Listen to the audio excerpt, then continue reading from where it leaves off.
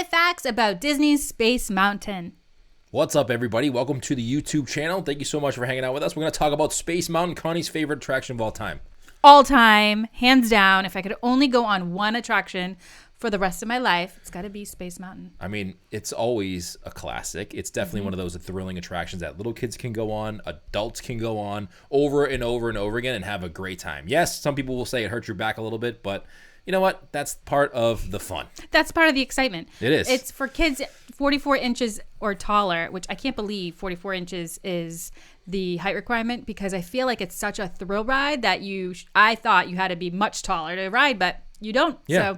So on the YouTube channel, we're going to share 5 interesting things that you may or may not know about Space Mountain. And it's definitely going to make you think about these things the next time you go on the attraction. Totally. We actually did an unlocking episode way back. If you go back into our archives in the early days of our podcast, the audio not maybe so great. So we are actually maybe redoing that. I think that's a good idea. We should probably redo that. You know what? We should go back into the first 50 or 60, since I'm going to delete them after this. Redo all of those. I think that would be fun. He's kidding, by the way. But just important is, unlocking episodes, and of course, my favorite attraction. I feel like it should. I feel like it should be reintroduced. Yes. To those that may not have gone far back into the unlocking archives or not. So, yeah. But today we're going to talk about 5 interesting facts. Some of these surprised us, even though we unlocked the attraction years ago. We still get surprised by some of these facts and trivia, if you will, of the attractions. Yeah, there's so much more than just attractions that you go on. There's interesting history behind these, and especially if you're like us and you enjoy the history of how the parks got created and the company got created. There's so many interesting nuggets that you can go back and research, and it makes that time. The good thing about what these attractions do is it makes that time that you're waiting in line, you can go over with your family like these interesting facts, and that's a good way to waste time versus just staring at your phone. Space Mountain number 1, we're going to get right into it. Do it. Is a Walt Disney World original. Now, I didn't know this in the beginning. When we first started this podcast, I did not know that Disney World had Space Mountain before Disneyland. They're the first. Opened in January of 1975. It was the first of its kind, an indoor roller coaster. So those of you that have never been on Space Mountain, it's an indoor hyperspace, crazy mountain in space that you go on, and it is one of the best attractions, I think, of all time. One of these facts that we're going to share in a couple minutes is very surprising to me, but this feels so much more thrilling than apparently it actually is. This attraction was brought to the world, again, back in 1975, and it was so successful that Imagineers wanted to bring it to Disneyland, which finally opened there in May of 1977. So it took a little bit to get over to land, but it was an instant success there as well. You know what, too? If you've been lucky enough to go to Disneyland and Disney World, you may think to yourself, because there are some attractions that are pretty similar. Big Thunder Mountain's pretty similar in both places. Pirates is kind of similar in both places. Space Mountain, to me, is so different. So different. It's almost like 2 different attractions, even though they have the same name. They have the same name. They have the same concept, if you will, right? It's still an indoor attraction inside. You're going to another galaxy. You're traveling to a different galaxy, which is always fun. I don't know if you guys do this, but... Do you often go to other galaxies? I don't. When I go to Magic Kingdom and we're heading over to Space Mountain, I tend to pretend where I'm going to visit next. Is it going to be Venus? Is it going to be a whole new galaxy? Where are we going? And kind of have that conversation. So if you hear someone do that, don't pick on them. It's part of the fun. Listen, that's why you go to Disney. You become a child again. You get to fantasize about where you want to go. This attraction, even though it was a world original, Walt Disney actually had the idea himself. So back in the 60s, it was a big space boom. Everybody was obsessed with space travel, the idea of going to outer space. It was super trendy. And he really wanted to bring something like that into his parks. But unfortunately, his ideas were so large and great, but unfortunately the technology just hadn't caught up yet. How do I become like that? How do your time? How do I have great ideas that the technology just isn't caught up to what I want to do yet? I mean, it's pretty cool, huh? Yeah, I feel like I'm behind the time where Walt Disney was ahead of his time. Yeah, right. Space Mountain was designed by John Hench. If you guys heard of him, he was an employee, Disney legend with the company for more than 60 years. He was also the official artist of Mickey Mouse. Fun fact about John Hench. Yeah. He worked at the Disney company for over 65 years. And when he died in 2004 or 2005, he was 95 years old, still working full-time for Disney. It's incredible. What an amazing career that guy had. Yeah, that is absolutely outstanding. I love stories like that. What an incredible Disney legend and a true artist. I know. It's just a true, if you research John Hench, he had his hands in so many different things for the Walt Disney Company. And he worked hand in hand with Walt. Right. How incredible is that? That's amazing. All right, next fact that you may or may not know is that there were actual astronauts that consulted with Imagineers to create a realistic space traveling adventure. Imagine you're okay, you went to the moon. Yeah. And you come back and you help Walt Disney create Space Mountain. It must be pretty realistic if they had astronauts help them. They really wanted it to feel like a place, like you were actually traveling to space. Like that's what was important to them. Yeah, I don't know if I actually feel like I'm traveling to space, but I definitely feel like I'm in a rocket ship. Yeah.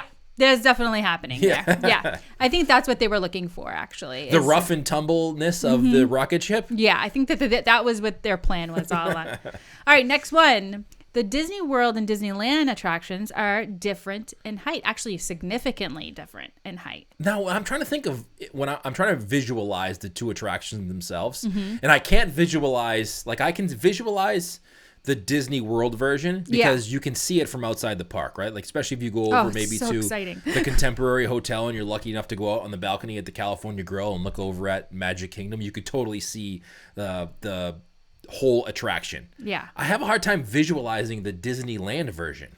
Well, with Disneyland, you sort of, if you remember, you kind of walk up to a ramp and then there sits the Space Mountain. But Florida's mountain is actually more than 180 feet high and 300 feet in diameter, mainly because they had the space. So Disneyland was so much smaller than Magic Kingdom and Walt Disney World that they had to condense it, but without making it feel like it's small. So when you're arriving to Space Mountain in Disneyland, it certainly doesn't feel any smaller than Walt Disney World, but it had to be because you would have been able to see it.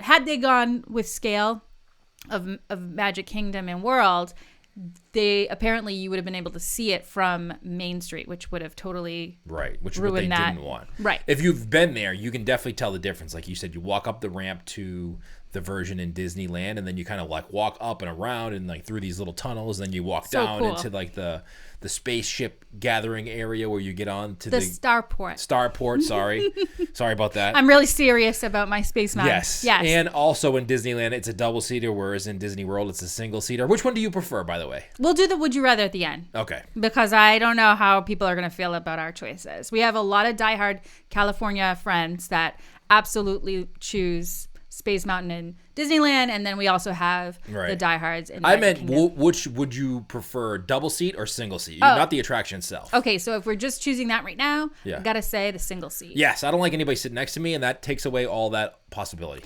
I love traveling with friends. I love making new friends in Disneyland especially, but there's something about this attraction that when you're riding single rider in a rocket ship, it makes it that more realistic. Yeah. You're right. When I'm in the Disneyland version and there's someone sitting next to me, it doesn't feel as rocket shippy. If that's a word. I mean, I just made it one, so I think that's the case right there. Another fact, I don't know what number we're on, but the next fact is the ride costs more to build than the entire Disneyland park. Which is funny. There's a clip of Walt talking about how he built Disneyland, and he's like, well, the original budget was $12 million, and then I did a couple things, and it went to $14 million, and then I did a couple more things, and it ended up being $17 million. Yeah. How do you go from X amount of money to, it's like when you hear about movies. Yes. They start with a budget in mind, and then it always goes over. But I don't know how they find that money. It's just amazing to me that they built a whole Disneyland park for the same amount of money they built Space Mountain in. Right. Think about that. They built the whole park. And yes, it isn't the park you see today, but they built that whole thing in a year for $17 million. This is quite amazing. Disneyland opened July 17th, 1955 with the price tag of $17 million. And the construction of Space Mountain cost $18 million. It's crazy. Was it worth it? Yes. Next fact.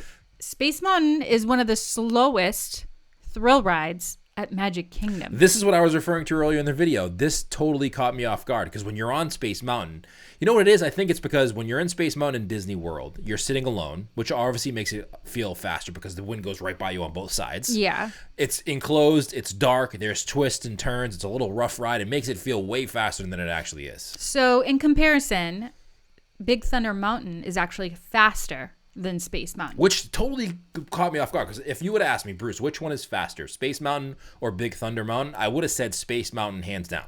It says the only thrill ride that goes slower is the Barnstormer because it's intended for smaller children. Yeah, and that's because that one only lasts 3 seconds.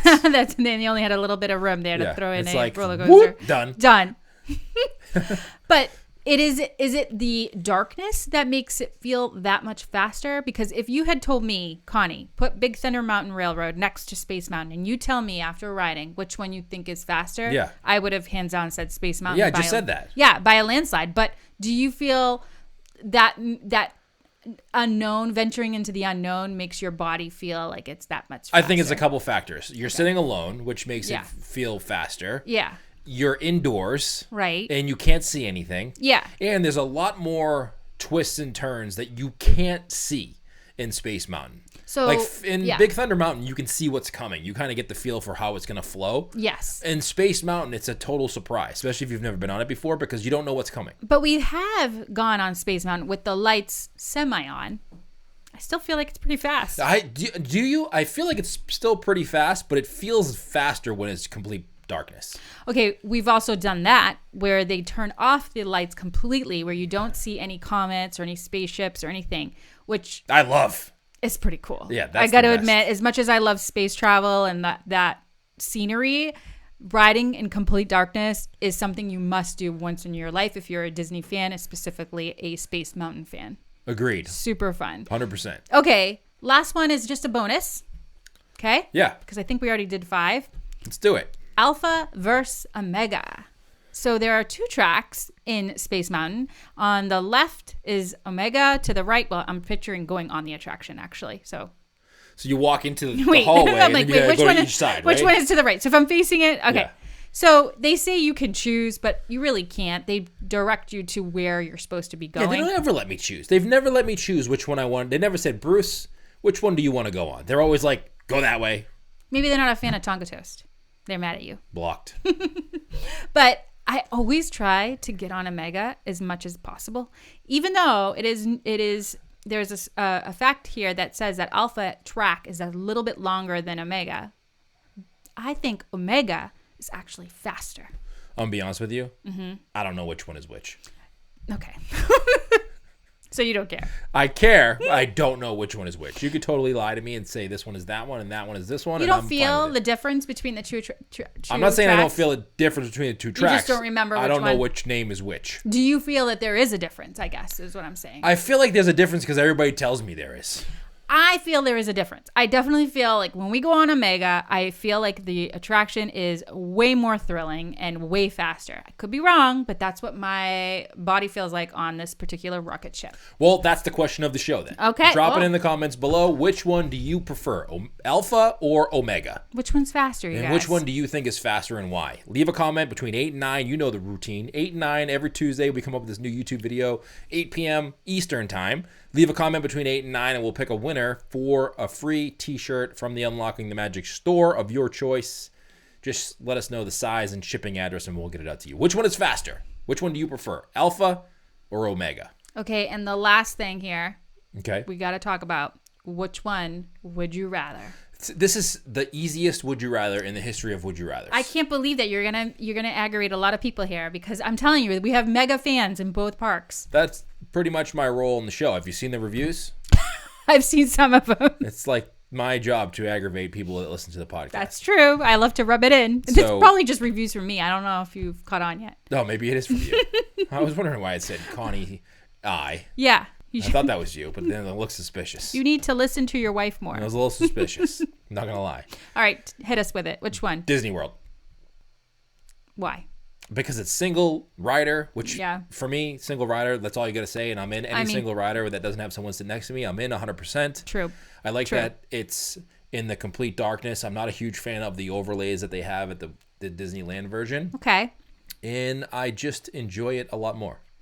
I think both are incredible and both are unique in its own way. My heart is always going to be in World because that's the attraction that I went on when I was a kid.